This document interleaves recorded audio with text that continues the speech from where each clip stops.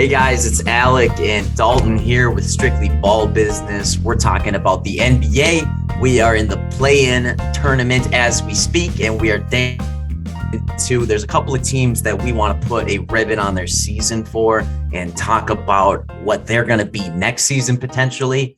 We're going to do that with the Rockets, who ended up with the worst record in the NBA. And we're also going to talk about the Sacramento Kings, who are a team trying to make the playoffs next season. And from there, we'll talk about one of the hidden gems in this league. He plays for a contender, and he's actually last three teams he's been on have all been contenders, and that's Javon Carter. So we're going to let you know why teams think he's so great and he's worth giving a roster spot to. And not just that, he gets, solid enough minutes from time to time. We're also going to dive into our season awards. Now that the regular season's over, let's determine, who's won this hardware. I think we all know who some of the favorites are, who the media's been talking about, but SBB here gonna give you our take. So before we get into things, guys, just make sure if you're listening right now, subscribe to us. We are, I think, a little over 200 subscribers. Got some solid videos out there, and we just love talking ball. Bringing the hard-hitting knowledge to you guys. So if you enjoy it, hit a subscribe. Yeah. More views, more subscribers, more content we can make, more time. Let us make money off it so we can take time out of our jobs to do this for you, please. Yes, it's not about the money. It's about the attention. It's about you. It's about you guys. We want to give you the best content possible. To start out, we are talking about the Rockets. They finished off their season with the worst record in the league, which, is a big fat dub in a lot of ways, but it's also an L in other ways. In terms of where they want to get to now, obviously they're just collecting talent. They're trying to see where this can go. They've got 3 first-round picks in 2023, and they've got a top 5 guaranteed pick just this last season. So a lot of young guys coming in. Are they going to start trading some of these picks? Are they going to, I don't know, are they going to just see what happens? Like, how soon are they going to give up on a guy? Like, after this year, are they ready to give up on some of the rookies who maybe they weren't as into? I mean, KPJ's definitely the guy close to that cutting. Not that he's been so terrible. He definitely had a disappointing season. They had a lot of hype coming into the season, hoping that he would be a lot better than he was. Certainly much better playmaker than he is. Jalen Green has met expectations, if not greater, I think. The second half of the season was much like what Anthony Edwards had last year. So that's awesome. That's great to see they have that young prospect. Obviously, Christian Wood, he's not one of their young core, but he's still a pretty young guy. He's center, power forward you would want. They saw a bunch out of Şengün, and I think we're going to see a lot more minutes for him going forward. And Jae'Sean Tate, they have a decision to make going up with him. But I think he's worth keeping around. He had a down year, just like he ended last year pretty strong, and he started to get back to that in the end. But top 5 pick, guaranteed top 5 pick, 14% at the number 1 overall. I think this team in particular, I don't know about trading any picks this maybe not even this year that they're even going to look at it. I think it depends on whom they draft and the success they have in next year on what they do with those picks. However, they're pretty versatile. I see them needing a point guard, or they could do with another wing or power forward.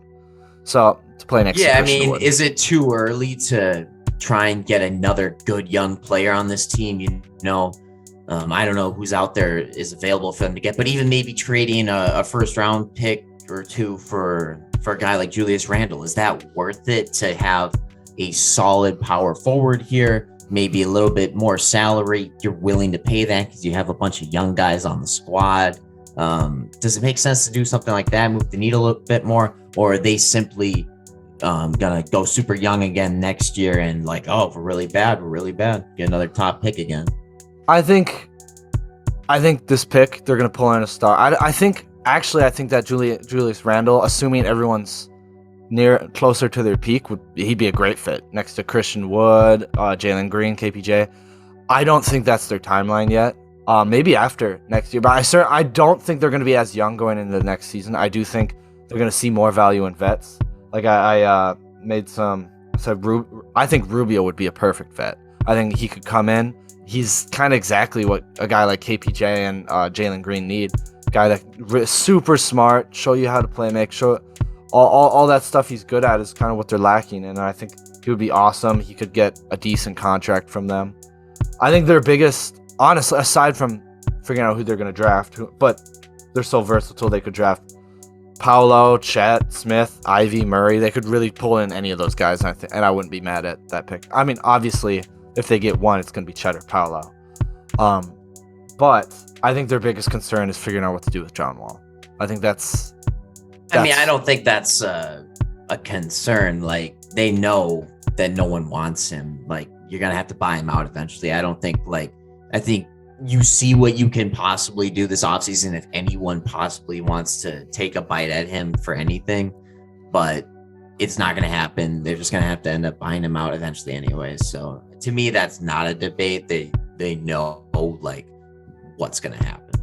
Well, so especially with the Russell Westbrook situation, I think certain things have opened up where it's more of a possibility where they get traded for each other again. I think the Lakers might be so upset that that's the move they have to do. Is it better for the Lakers to do that? They weren't willing to trade the future first round pick before. Why would they do it now? Because they're desperate. That offer was there at the deadline. Yeah, but now that they thought it was going to work out, they thought they could turn it around, and they didn't. And now it's just that's what Frank Vogel was about. They needed to make some change, even though I don't personally don't think he was the issue at all. No, I think he's a really nice coach. That's just PR. Dumb. They think if they put a fall guy out there and they say, oh, injuries, and look, we fired the coach, now it's good. Like, that's just in their delusional heads. They think they've solved that problem. But I think deep down they all know too, and the front office obviously knows that no one wants Westbrook. And the best possible offer they could have gotten, and maybe you're right. If that John Wall offer stays out there, maybe they end up taking it. But to me, giving up that first round pick would be really dumb. Yeah, I think it might be structured with an extra player in or two or something. But I mean, I wouldn't. Actually, now that I'm thinking on the Rockets side, I don't think that would be good. Like, why would you want Russell Westbrook unless you're going to buy him out? Yeah, it's like, for them, the Rockets, they're only doing it if they can get like an unprotected first round pick out. Oh, yeah. Otherwise, and why is it worth it? They'd have to buy him out. And buy it out. Buy him out, which is like, to them, they're like, well, we were going to buy out John Wall anyways. At least this way we get a first round pick out of it. Yeah, and John Wall didn't want to get bought out. But another contract, actually, I don't think it's a need for them to trade, but I will think it'll be thrown around as Eric Gordon's contract. I mean, he's non-guaranteed next year. This is essentially his final year, because nobody has to pick up his, what is it, like $17 million next year. But I do think there's a lot of teams that are worth that would be into taking Eric Gordon. I don't think he'd be a buyout candidate, and I think this offseason, certainly with certain sign-in trades, it'd be possible.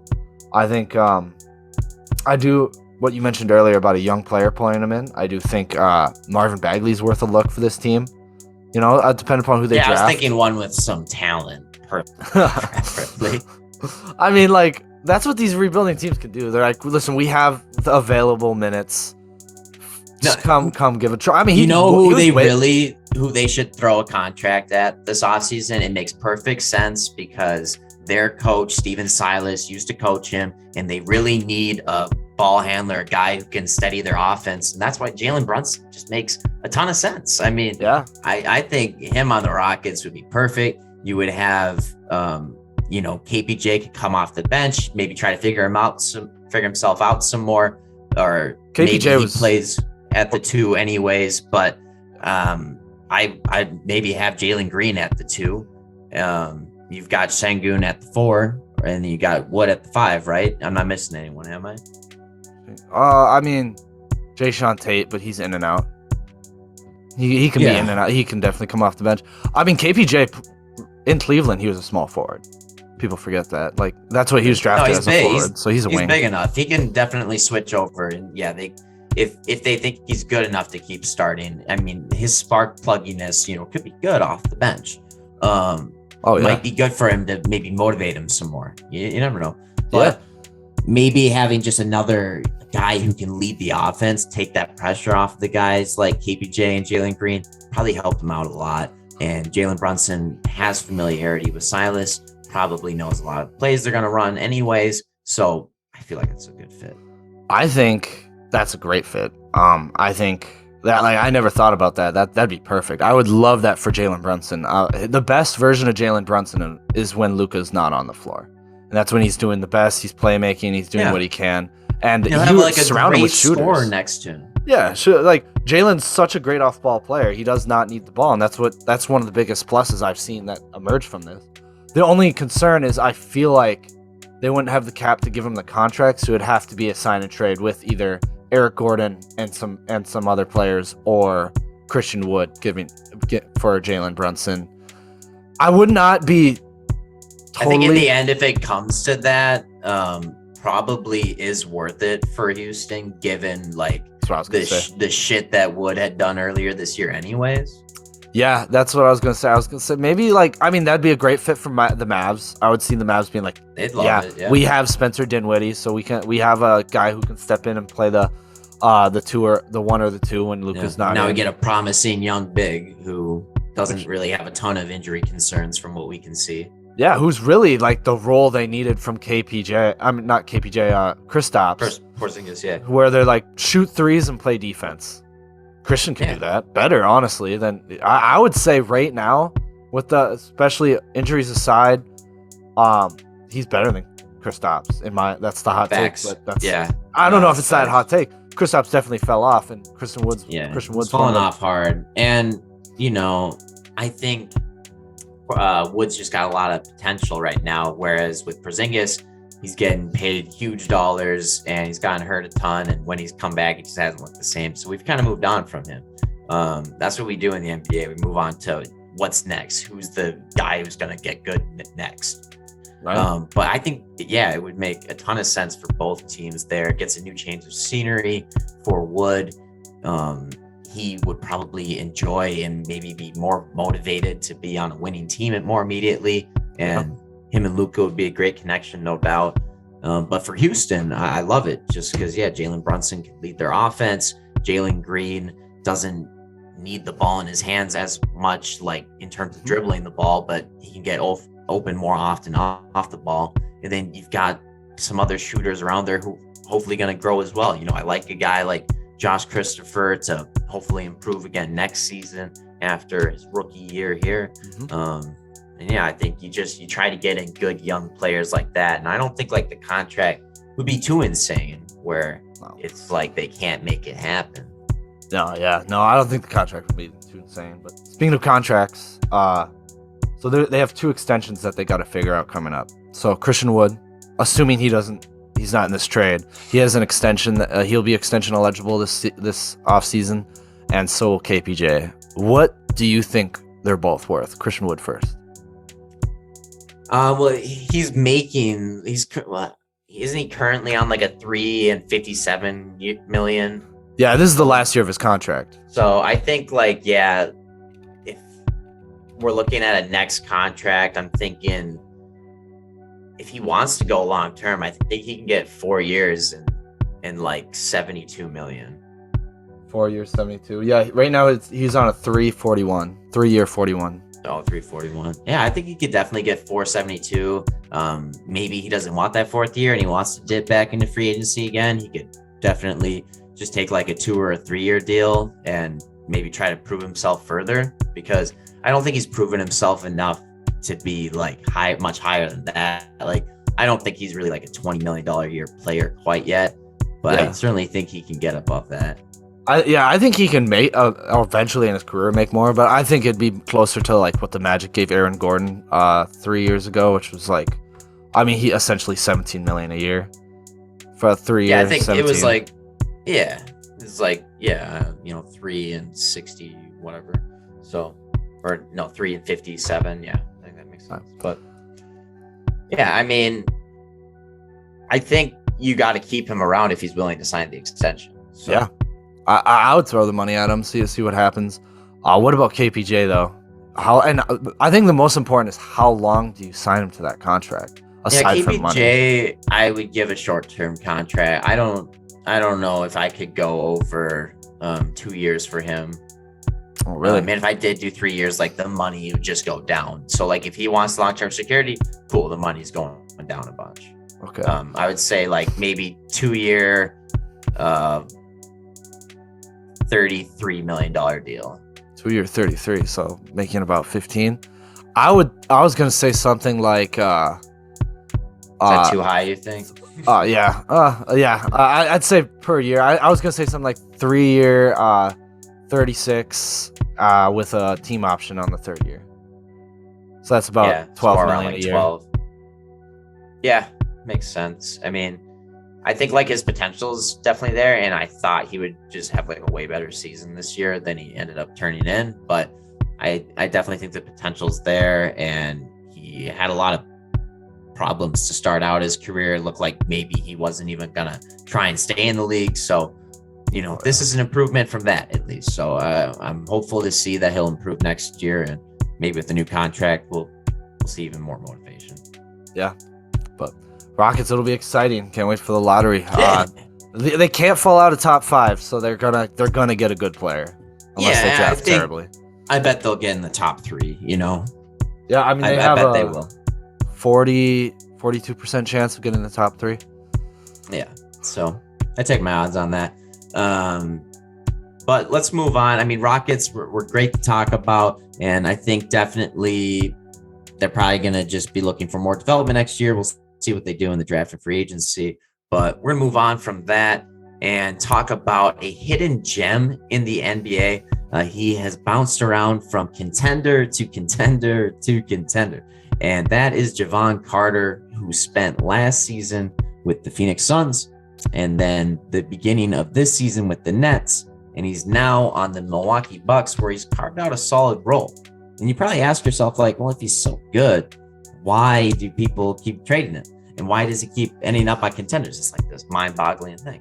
Well, he got picked up on waivers after he was cut from the Nets because I think it was part of, they were getting that Ben Simmons trade. But the Bucks wanted him because he's a tough, gritty defender. He's a solid passer. He does the right things. And in his minutes, he's shooting over 50% on 3. Sure, it's only like 2-ish attempts per game, but he's doing what he needs to do when he's there, and he's providing good hustle. So that is our boy Javon Carter. I don't know what you got to say on him, but I mean, I just love this guy. Oh yeah, he's a typical NBA journeyman. He's not as good as DJ Augustine was 2 years ago or 3 years ago, but like his career is very comparable, where he's good enough to keep, but also good enough to be a trade chip. Or like they drop him and stuff. Yeah, like trade filler usually, or like it's kind of like end of the rotation, but he'll get minutes. Yeah, very efficient. From 3, takes his minutes. He creates. So in limited time, he's like a third rotation player. He does everything they need. The Bucks are asking for. Really extends their depth, which is very important. Like, he does not look like a third string guy out there when the third string is. Yeah, he keeps the guys, the starters, able to catch their breath while he's out there. He provides a good break for those dudes. Oh yeah, and I mean he's been beating actually George Hill out for some minutes in the recent games, and 30 different. George Hill's washed. Yeah, he is, but 30 different starting lineups this season for the Bucks, and he's been in a few of them, and he's shown that he's versatile. He can jump in without skipping a beat in most offense. He's a very smart player that he doesn't get said enough about. And I think the Bucks really found him. I think he's going to be a huge part to start off the playoffs. I don't know if he'll get that many more minutes because that's just how they go. But as we get deeper, I think we'll start to see him more, assuming he shines in the minutes he's given. Yeah, I think situationally, you'll see him come in maybe on certain defensive matchups, or you just need a guy who can get a better pass off there. I definitely could see him and Drew being in there together every now and then. But if Drew's able to go, he's going to begin the bulk of the playoff minutes. Oh, yeah. Yeah. Are they facing the Bucks are facing the Bulls, though, right? So I can see him getting some minutes in there. They're not a huge team. The only they're facing the first one. Must be. I think so. I'll look it up here. The 3rd seed. But he's he's just been a great fit for them because they've dealt with a lot of injuries. The Bucks throughout, like I said, 30 different starting lineups. So injuries have been in and out, and he's been able to jump in, and they've kept their record without dropping. Especially their guards have been in and out constantly. So yeah, no doubt. I mean, he fills when he needs to do it, and he's not like been a burner in terms of minutes, but I think like his first game with the Bucks, he like had 29 minutes, and he is averaging, I think, over 10 minutes. Looking it up here. For with Milwaukee, he's had 17.7 minutes per game. So like that's solid bench minutes. That's what you would expect out of your primary backup point guard. Oh yeah, like I said, he's beating George Hill out for a lot of those because he's able to get in, and he's a huge effort player. I love that, like these players who are so close to getting out of the NBA. Well, not that he was so close, but I mean he got dropped from a team, and that's never good. But like they have so much effort, chip on their shoulder, that whole deal. Oh yeah, it's awesome to see the improvement. Oh yeah. After a guy gets cut, to see him go succeed with another team and be like, yeah, you guys probably wish you had me now. Oh yeah, and he's only 26. He's not that. Yeah, he's not even old. Old. Certainly a great value to have, and I think he's gonna extend this the depth, and the Bucks are gonna probably end up in the finals again this year. They're my prediction out of the East. Yeah, I think for me, it's either gonna be the Bucks or the Nets that come out of the East. It's crazy that we're talking about a 7th seed going to the finals. Yeah, well, they're not like a normal 7 seed. No, they're not. They've had a lot of issues. They've had a very complicated season. It's kind of like how North Carolina was an 8 seed in the March Madness tournament, yet they've always been a great college basketball team. They made it to the finals, and it was like, well, yeah, they still had the great recruits. They just didn't have as good of a regular season. But once they caught their stride, they got it going. And the Nets are catching their stride right now. Kyrie Irving just dominated in that Cleveland game. Kevin Durant is still the best player in the league, in my opinion. Oh, really? So you have those guys together. I would probably take them against most teams. Yeah, playoffs is a huge star power is a major thing. So it matters more in the playoffs than it does anywhere else, obviously. So, but Javon Carter, great addition. Yeah, Javon Carter, the next star of the Milwaukee Bucks. All right, we're going to move on. We're talking about a team who finished their season. They finally got into the 30-win column this year. I don't know where they were at last year, but the Sacramento Kings, they're hoping for much more next season. They made a big trade this year, trading away Tyrese Halliburton for Domantas Sabonis, and they are ready to probably make some more changes in hopes to change their playoff streak over and finally make it in. So what do we think they need to do to get going? Well, first of all, they need a new coach. Who should they hire? Frank Vogel. I'm not even kidding. Like, that'd be great. Like, I just thought they hired a former Laker fire. It didn't work out, but this would be. He was he was actually fired for being Luke Walton's actually fired for being a terrible coach. Yeah. And they pulled him in. Yeah, he'd be great. Or Vanderpool from the Trailblazers. I think he's still assistant. I think he is deserving of a job. I think that'd be great. But Steve Clifford. I'll always say Steve Clifford. He's great with defense. He can take teams. If you can build a top 10 defense out of Vucevic and Evan Fournier, I think he could definitely do it with this Kings roster, especially make some moves. It's just, I think it'll come down, who's going to be willing to take it. Obviously it's an NBA job. It's in California. So it's great. It's California. So someone's going to want it. You throw them a bag. They should get who they want. They should get the top guy. I think Frank Vogel would be great. That would help with their defense a ton. Oh yeah. And that's what they need. Help there. Yeah.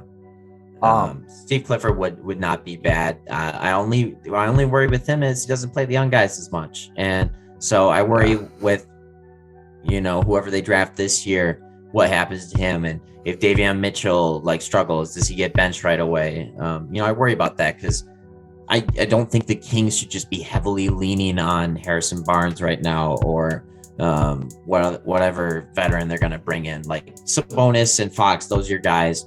I think it's good to have some guys around him too. But I think they gotta trade Barnes, get younger. Yeah, maybe not too younger. I can, if they kept Barnes going into next season, I'd be all right with it. I do think one guy that has to be traded is Rashad Holmes.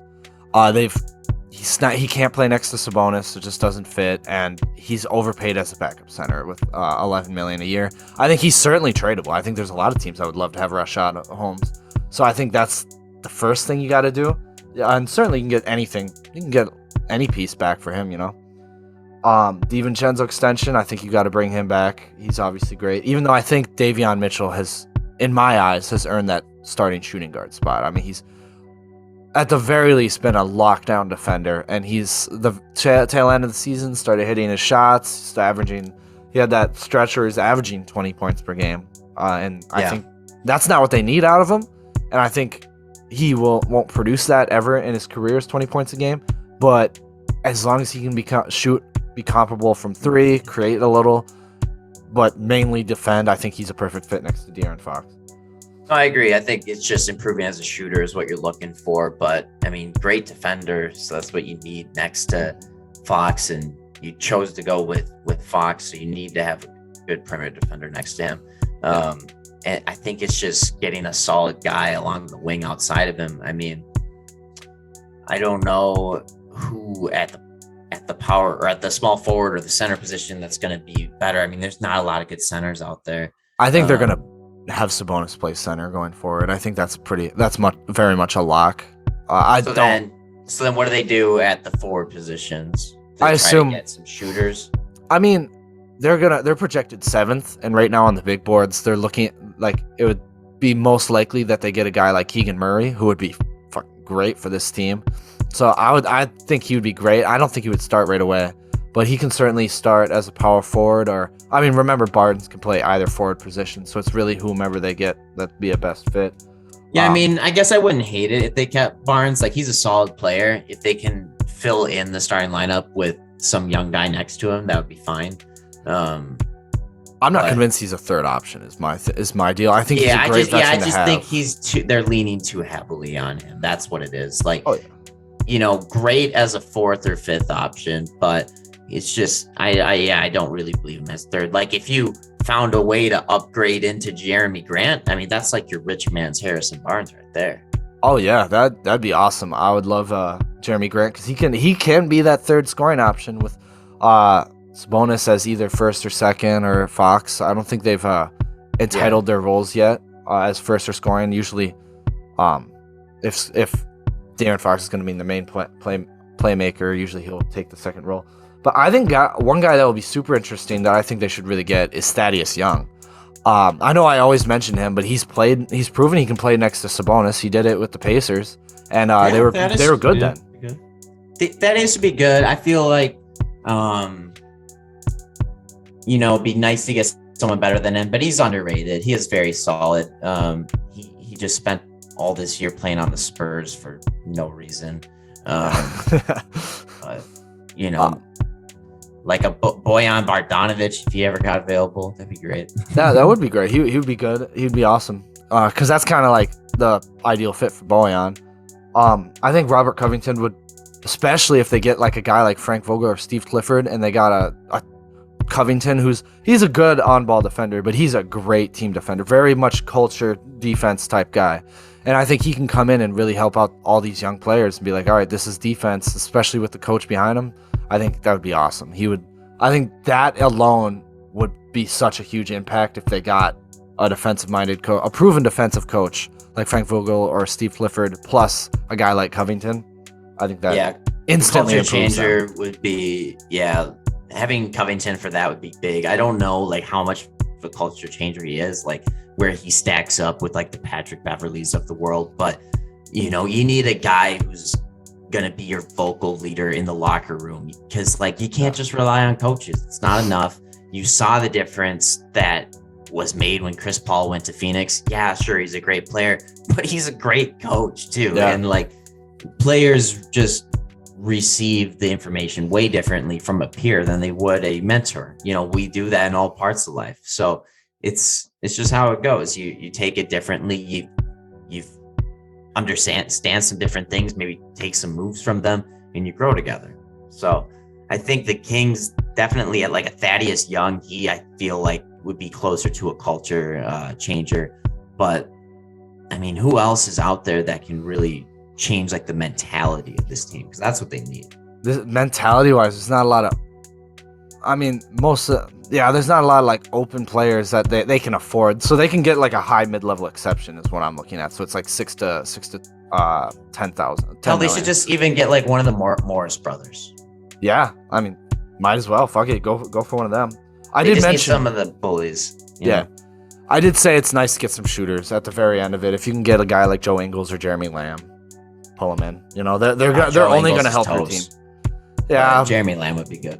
Not as a starter. I mean, Joe Ingles. I saw Tyreek Evans is back. They could sign him. You know, bring him back. Yeah, he won the rookie of the year with them. He's back. He's like, all right, I am off the drugs now. If you remember when he got banned from the league, it was like, oh yeah, he tested positive for like every drug of all time. Yeah, he was killing it with the Pelicans too when he came out. Like he was averaging a decent amount. I think it was like 16 or 18. Like he was helping out the Pelicans at that time. Because it was Drew and him with the backcourt with Anthony Davis. He's a solid player. It's just like, oh damn, he was like just hopped up on drugs most nights. Yeah, that's kind of crazy.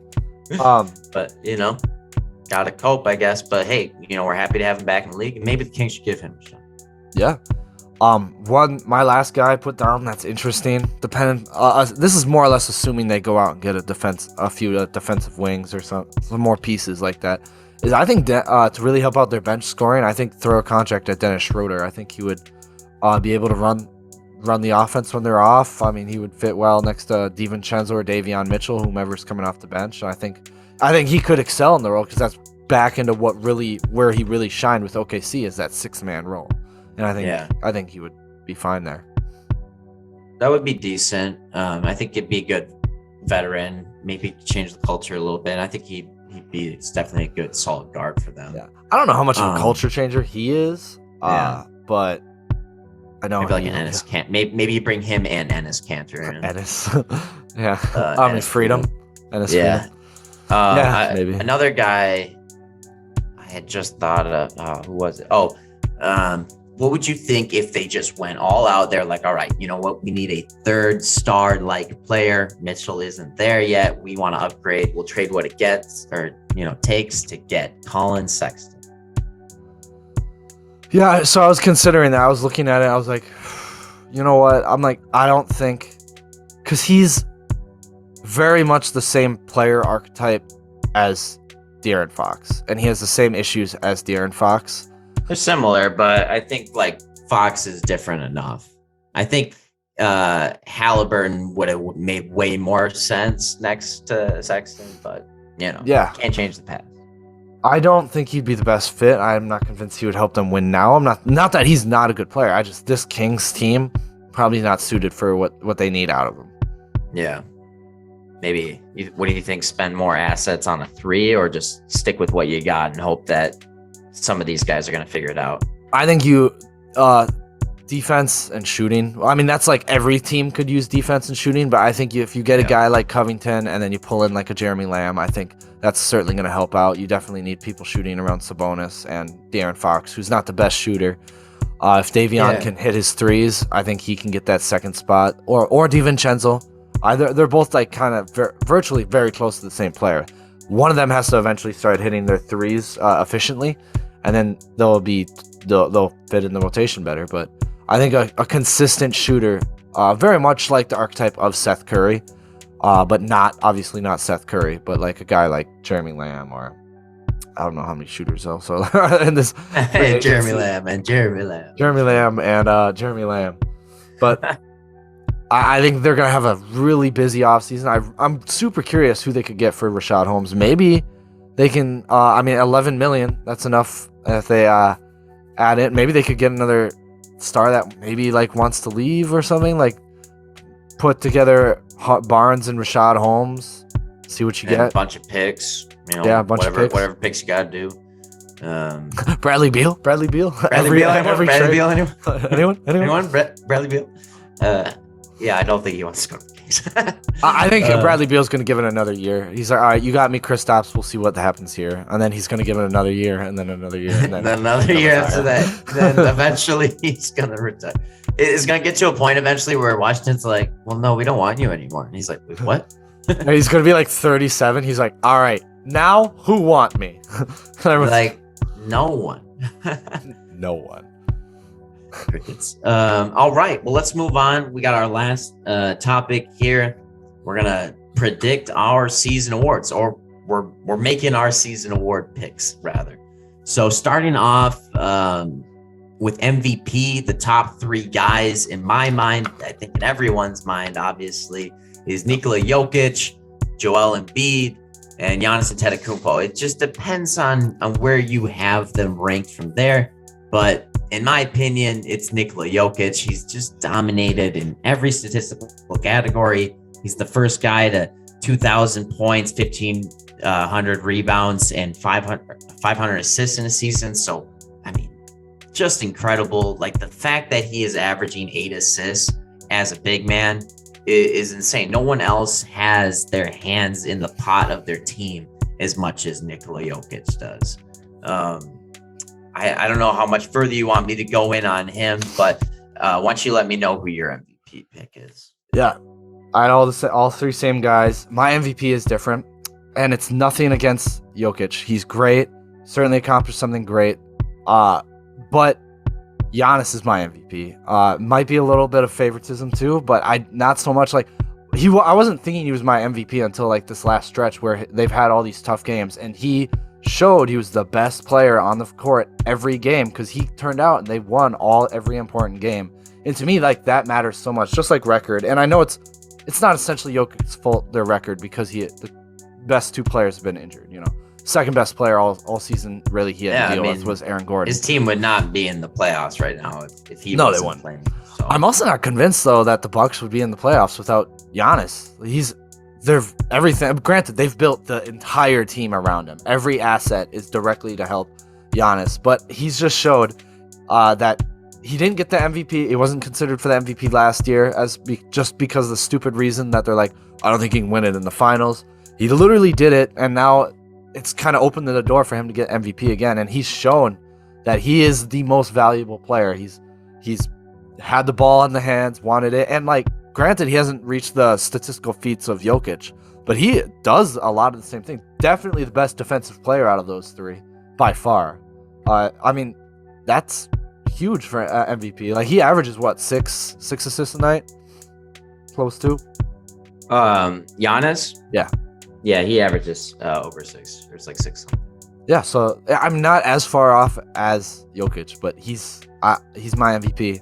I think... I mean, 2 whole assists is a lot. I think it's not like the only consideration, obviously, but he's right up. He's a couple of points down, obviously, as well. But he's right up there with rebounds. And in terms of efficiency, like, no one touches Jokic. Like, it's just like I'm trying to pull up some stats here, but I mean, pretty sure he has the best usage or the highest usage of any player in the league right now as well. Yeah, I do. So like that is really like I said, he would be my MVP if Giannis didn't do the stuff he did recently. And it's not just recently because he's done it all season. And it's just, we tend to like forget about these great players. And we're like, oh yeah, well, who's new? Like but like you look at it, they're the favorites to win the title, them and the Suns. And you're like, well, wouldn't that be MVP of the regular season? That he's led his team to be the favorites, but by far the favorites. The MVP, changes every year depending on what they think, But every argument, Jokic wins it. If you want to make the argument of, his team needed him the most, he wins that argument. If you want to make the argument of who has the best record, sure, he ended up with the 6th seed. He got his team out of the play-in, but he also has beaten the top teams just as much as any other team. So when he's, faced up against those guys, they have won big games. And he's missed a few games here where they haven't succeeded without him. Whereas when the Grizzlies haven't had Ja Morant, they've been great. when the Suns haven't had Booker, they've been great. It's like the Nuggets do not exist without Nikola Jokic. Yeah, I mean that's more or less on their injuries, not as. But yeah, That's a big factor. Well, yeah, but I mean, there's no doubt, and defense does play a role in most valuable player. Giannis is miles better on defense than Jokic is. No doubt, that's a defensive player of the year, and that's something Jokic will never have on that. And Giannis is close to the playmaker, and that's just why I'm saying he's my MVP. Giannis is my MVP this season. He can win 3. Giannis is not close to him as a playmaker. That's just not true. I mean, like, his passing is good, but like not to the craftiness and the chess master level that Jokic is. Like, Jokic controls the offense, knows exactly where everything is going every second. Giannis is a bit clunkier, and maybe he knows what's going on, but their play styles are massively different. Well, yeah, their play styles are different, and like that's Jokic's role is he runs the offense. It's not Giannis's role to run the offense, but Giannis is a more dominant scorer, single scorer. Jokic is more offensive dominant because of his like how good of playmaking. Not saying more dominant, but his dominance comes from his ability that you can't just double team him because he knows everything. And Giannis, to a certain extent, knows how to get out of a double team, but his offensive skill set is more dominant in the way that he does it. He's obviously the most dominant player in the NBA right now. We'll see. I mean, I think they're both 2 dominant guys, but you give me one-on-one, I might take Jokic. A one-on-one versus each other? I don't know about that. I think Giannis would have it pretty well. But that's MVP. We got next award we got is Defensive Player of the Year. Who are your nominees? Defensive Player of the Year, my nominees are Mikal Bridges, Marcus Smart, and Rudy Gobert. And my winner is Rudy Gobert, getting his 4th Defensive Player of the Year award. This year, he's, again, averaging a shitload of blocks at over 2 a game.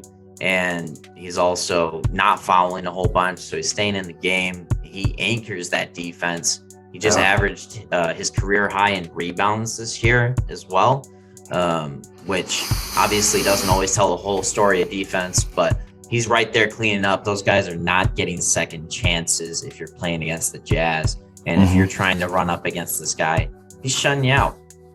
Oh, yeah. Rudy's always a consideration.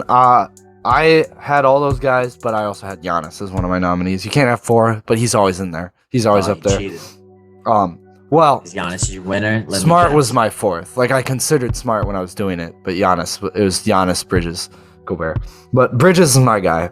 And only, like, Gobert is great, but I look at what the Suns were able to accomplish, what I know they can accomplish, which you're not supposed to consider, but, like, when I think, like, one thing about Mikal Bridges that watching basketball, like, especially with a lot of teams I root for, like Golden State, Timberwolves, obviously Bucks, Mikal Bridges is the guy I'm so, like, as soon as I see he's guarding someone, I'm like, it's not going in. Like, he's been that, like, perimeter defense dominant, and it's not all, like, the way Gobert plays defense is completely different than the way Mikal is supposed to play defense because he's a perimeter defender.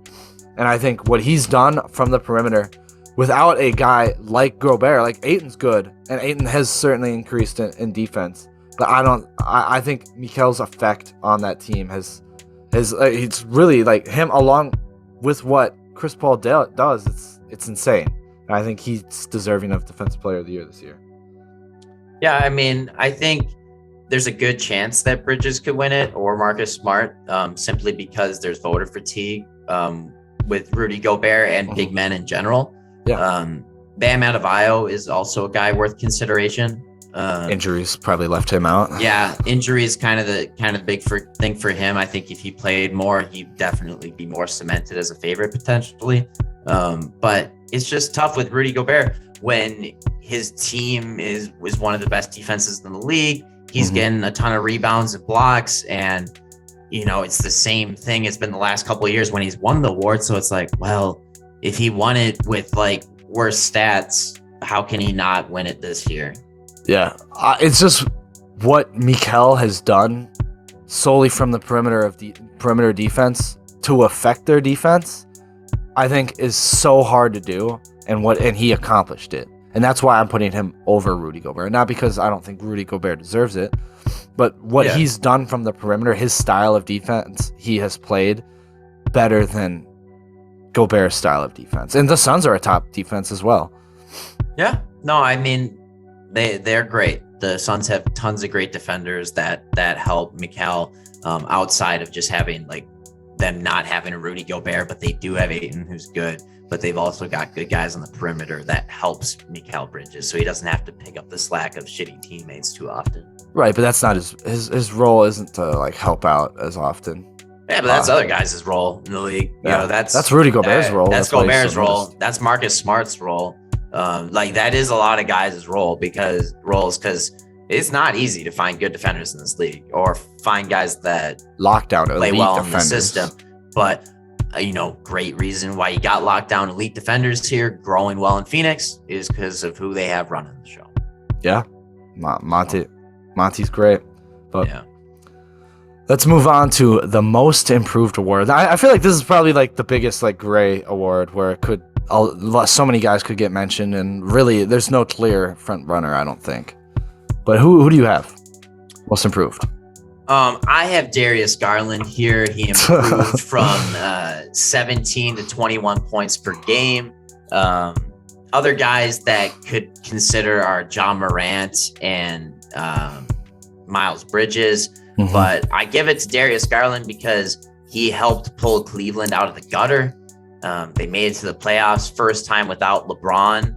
And he went from 85% shooting from the free throw line to 89%, and he went from 3-point percent of 39 to 38. So took a step back there, but he was taking 2 more attempts. So still very good. His rookie season, he was shooting 35% from 3. So overall, love seeing him above 38%. And this is a guy that led this team. He controlled things. He had almost 9 assists. Like arguably, he made an all-star this season. And arguably was like a top 5 point guard, or inarguably was top 5 point guard in the East, maybe in the league total this year. Yeah, I agree with you. I was thinking you would have someone else, but yeah, Darius Garland. For all the reasons you said. They had a really hot start. They were the 2nd seed going into what was it? They were like the 2nd or 3rd seed going to the All-Star break. They fell off. It happened. Yeah, they were in the 4th for a while too. Yeah. But they fell off once Allen got hurt. Yeah. But he's a huge reason, if not the biggest reason, why they made it to the play-in tournament. And I think they're only going to get better from here. But one of the nominees that you mentioned, John Morant, he's improved a lot. I wouldn't consider him in my most improved. I also have Jordan Poole as a nominee. He started off hot, fell off, but then he picked it back up once Steph Curry got injured. I think that's totally worth mentioning. He's been great. He's been awesome. Yeah. No, he's had a good season, a little bit up and down, but overall for the growth, you love to see it. Yeah. Good young player for Golden State there. John Morant, I've seen a lot of buzz around him. Seems like some voters might go with him, but I just don't see it happening because he didn't really ascend to the superstar status enough to get it based on where he was before. Because you're the 2nd overall pick, you're supposed to be here to some certain degree. Yeah. Like Darius Garland, he was a lottery pick too, but he was a 4th pick. Way more people know who John Morant is than Darius Garland. Yeah, and Darius Garland alone, like his 4th pick alone, he only played 5 college games. Like he was seen as a risky pick as it was, and he turned out to be. So yeah, but the tangibles were there. People liked what they saw, and he's proven it. He's 3rd year in the season, or third season in the league, and he's looking fantastic. I expect next year for Cleveland to hopefully make the playoffs again with some healthy guys coming back, and I think he'll be a huge part of it. So, indeed.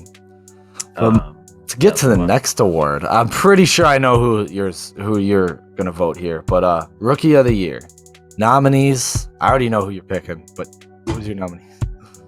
Nominees is Cade Cunningham, Scotty Barnes, and Evan Mobley. And my rookie of the year is Scotty Barnes. Oh, wow, really? Yeah, I suppose you probably thought I was taking Evan Mobley here, but he's missed too many games for me recently. And I think Scotty Barnes has been just as consistent all year. He's over 15 points per game, almost 8 rebounds a game. He's got 7.5 and shooting almost 50% from the field. This is a guy who's aggressive and already looks like a plus defender in the league as well, averaging a steal a game, almost a block a game as well. And I think he just works really well in the system. Like, we were worried about how he would be alongside Pascal Siakam. Things are working out just fine there. Oh, yeah. He's made them one of the most versatile teams, defensive teams, actually, because they run like a starting lineup of Gary Trent, Van Vliet, plus Anunoby, Siakam, and Barnes, and no center. Like, it's like their tallest guy is 6'9". So it's kind of crazy, and it's because of him and his his all-around versatility. I mean, his playmaking, he only had 3.5 assists, but he's a rookie, and it's only going to go up from there. 7.5 rebounds, 15 points a game. Yeah, 49 from the field is really impressive to me. Like, as a rookie that can't shoot as well, comes out and does that.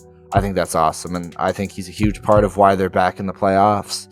Yeah. So, yeah, he's raised their ceiling a lot, and I'm excited to see where his talent is at like 3-4 years from now. Because, I mean, when he got picked over Jalen Suggs, a lot of people were clowning them. But, people like us were saying, it's Masai Ujiri and the Raptors. Like, they know what they're doing. Yeah. And they definitely did, because Scotty Barnes is phenomenal. Yeah. He's exactly the player they thought they were going to get. And that's refreshing. That's really cool to see. So I'm glad that was pretty straightforward, because I also voted, obviously. Is that your rookie of the year vote? That is my rookie of the year. Same from nominees. I think Jalen Green and Franz Wagner are worth a nod. I don't think either of them are even going to get close to winning. I think Jalen Green might get a vote. Jalen Green deserves praise for the way he turned it on, like second half plus of the year, because he was really struggling inefficient wise to start the season. But for a rookie, really closed out strong. He was averaging over 20 points per game, like 47% from the field, maybe. Yeah. Picked up efficiency. Yeah. And it's worth saying, Franz Wagner scored the most points out of all rookies this season, and he's been the most consistent offensive player. He has been. Franz is great. It's just kind of no other real stats, and it's just kind of, he's just been a scorer for the Orlando Magic, and that's why he's not. Yeah, Franz is really promising. I think you got a couple of solid players with him and Suggs. I'm curious to see where Suggs lands next year in terms of his performance. He needs to bounce back a little bit, but played a lot better playing next to Fultz there. Yeah, Suggs might turn it around next season, because Fultz has been awesome coming back. Certainly, I think he's been playing better than Cole, and apparently Suggs he does better next to Fultz, because Fultz is great. Knows what he's doing. He's a talented player. He's just had to get over that terrible thoracic outlet syndrome, and hopefully he can get his feet under him after that torn ACL now too, and hopefully he's able to get something going with these guys. Oh yeah, for sure. But last award, Smoy. Who's your Smoys? Well, no one else is under consideration but Tyler Hero. That's who's gonna get the award. But you heard it here first. Did you have other nominees? I did, but Tyler Hero by miles. But I mentioned J-Cap. He's always a huge reason why Jazz are good. We talked about it later. I'm pretty sure he's like the second scorer now. Only 16 a game, but he's been great. Kelly Oubre has actually been really nice too. He's been awesome for the Hornets. He's really kind of fitting into his role there. Certainly worth a nod, but Tyler Hero. It's nice to see him end up in a good spot. But yeah, I mean, so far, like the third year players are doing great, but I'm pretty sure Tyler Hero led the Heat in minutes played, which is hilarious for him being the sixth man of the year. Yeah, that is pretty crazy. You just don't have to start. Like Lou Williams had started. Basically a sixth starter. Yeah. It's all it is. I mean, dude's averaging 21 points a game, 4 assists and 5 rebounds. Like, those are solid freaking stats. Oh, yeah. He's the biggest reason. Efficiency back up too. Oh, yeah. Him and Eric Spoelstra are the biggest reason the Heat are the first seed. because of his consistency and the way he's been able to come out, and like so many injuries. The Heat, Jimmy's been there, Kyle's been there, on and off. Oladipo just came back. Bam's been out. It's tough. Like they've had a lot of injuries, but they still the first seed, and he's a major reason why that's there. He's stayed healthy. Yeah. Probably get more meme mug this postseason. I'm thinking. Oh yeah, honestly, I think he's been their first scoring option. Coming off the bench. Yeah, he's probably their second, outside of Butler. But like Butler, just like he's not as aggressive as Hero is. Like he's just not. He just offensively aggressive. Aggressive. He's definitely more aggressive than Hero, but like in a sense of offense, yeah. Jimmy's fake tough. Yeah, but Tyler Hero's gonna win this award. I mean, yeah, that's it. I mean, the last three are pretty straightforward, but those first three, we'll see how they go. But yeah, you wanna talk about the Wolves game? Yeah, and then I'll just coach of the year, Monty Williams. Oh yeah, coach of the year. I forgot about that. Yeah, Monty Williams. Taylor Jenkins certainly worth a nod. Ty Lue has been great. Those off the top of my head, those three would be my nominees. But Monty's definitely deserving of coach of the year. You're right. Yeah, the guy give it to Monty. But yeah, let's talk about the Wolves game. I was there. Timberwolves versus Clippers. It was booming. That's the loudest I've heard it since I was there for our most recent playoff win against the Rockets. This was super fun. Sounded louder, honestly. When I was watching the game, and hearing everyone, I'm like, it sounded like a more vibrant situation. Like I went to one where we lost in the Rockets playoffs game, and like we were loud, but like this one felt like, oh shit, like these are fans. Well, we were like, we wanted to get them out of there, and every time like Pat Bev, he goes to the sidelines, he'd be hyping up the crowd. You see D'Lo do similar stuff. Like they're entertainers, and they try to get the crowd involved. And these Timberwolves fans, they've been waiting a long time to be cheering about some success. So it was a hell of a fun time. It was a close game like the whole time too. Yeah. So, and it was like it was pretty easy to get wound up early on because there was some really questionable calls right away. And then there was also just some instances where you could tell like Pat Bev was trying to start shit, or Marcus Morris would try to start shit, and it was just like they just kept having to blow the whistle. It just felt like it was going on and on for a while. Yeah, I mean Pat Bev showed. Did you watch him on JJ Redick's podcast? It's a really good one. He talks about how he thinks he's like the best defensive player in the league. Yeah, I obviously don't think defense player of the year. However, what he said is right. He's like his logic was good. Culture. Yeah. I'm like, you're not wrong. You're just not the defensive player of the year. But what his effect was great. But one thing I hated, I watched all these best trade in Wolves history. Yeah. Well, so everyone talked about. They just kind of complained about Cat, like all the major ESPN Sports Center. They were just like, oh yeah, Cat let them down. But they did say it gave D'Lo his, and I was like, I'm not surprised. D'Lo in the playoffs is great. When he was with the Nets, he was the reason why they pushed the Nets to 6 games. Him alone. Yeah, he was clutch as hell, man. I mean, he was nailing some tough mid-range shots, and he hit that one pull-up three that put us ahead. That basically buried the Clippers. It was like, oh man, that was so cold. that was, and then he did the ice in his veins. That was perfect. But no one's talking about, like, none of the critics or like the analytics people have been talking about. Like Anthony Edwards was fucking great. Like he's 20 years old and he's going out, and he did not look uncomfortable at all. This man, he wanted it. Like they gave that one step back against Paul George. And I was like, all right, that's it. Like that's like a defining career moment for him. His first playoff game, and he buries that three. It was right after Batum hit that corner three, and they took that three back by him hitting that step back in last 2-3 minutes of the game. It was awesome. I was like, Anthony Edwards is bona fide superstar. That's it. Like he's gonna be great. Yeah, no, he was much better than his usual self tonight, because he was actually making the right choices when he would normally do a step back three in isolation.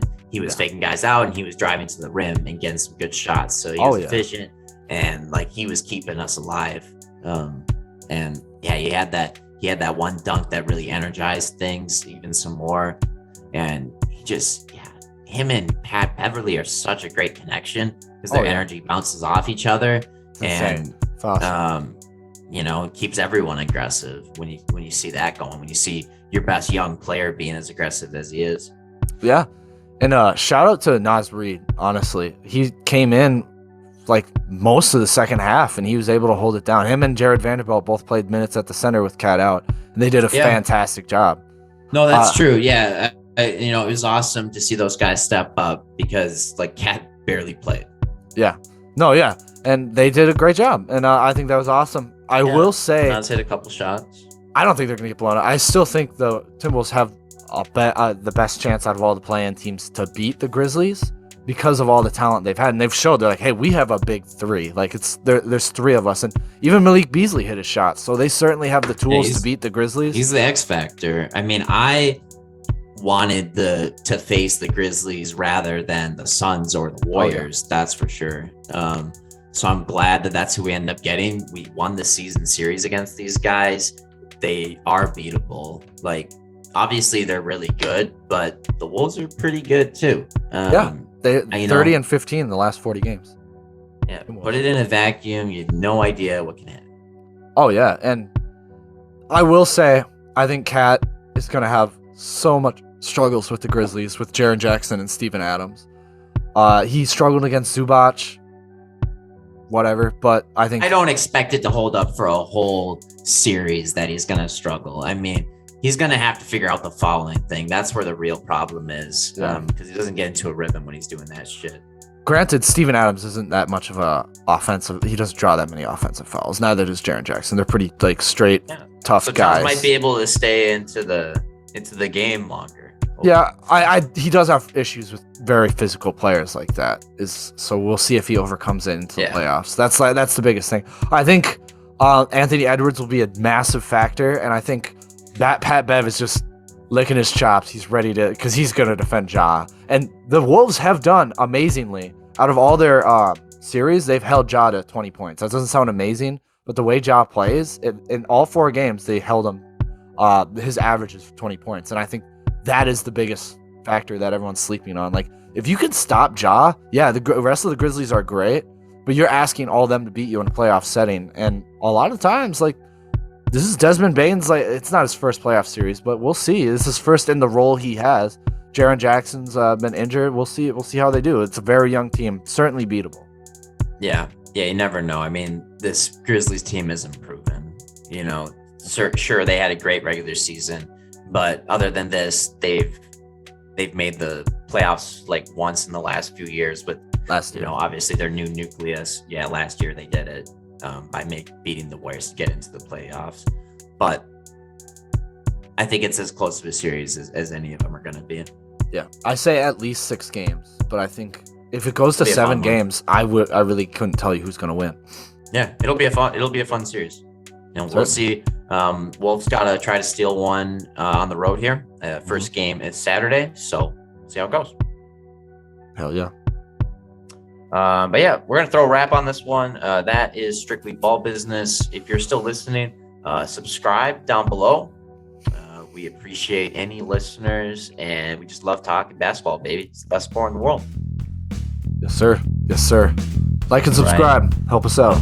Yeah, help us out. We'll see you guys next time.